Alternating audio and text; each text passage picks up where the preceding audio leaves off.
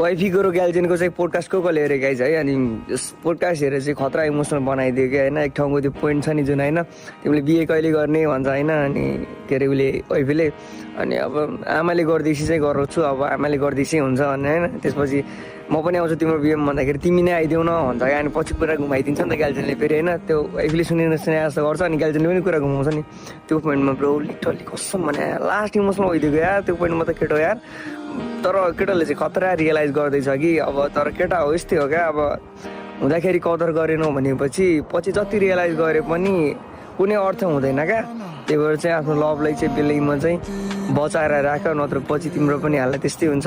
तिमीलाई फेरि यसरी मौका मिल्दैन नि, जसरी ग्याल्जेनले कन्फ्रेस गरेको छ सबै कुराहरू है, दुइटाले कन्फ्रेस गरेको छ नि। यसरी बोल्ने यसरी भन्ने मौका नमिल्न सक्छ गाइज, मनमै राखेर हिँड्नु पर्न सक्ने अवस्था आउँछ। त्यही भएर चाहिँ आफ्नो मायालाई चाहिँ बबाल बचाएर राख ल गाइज।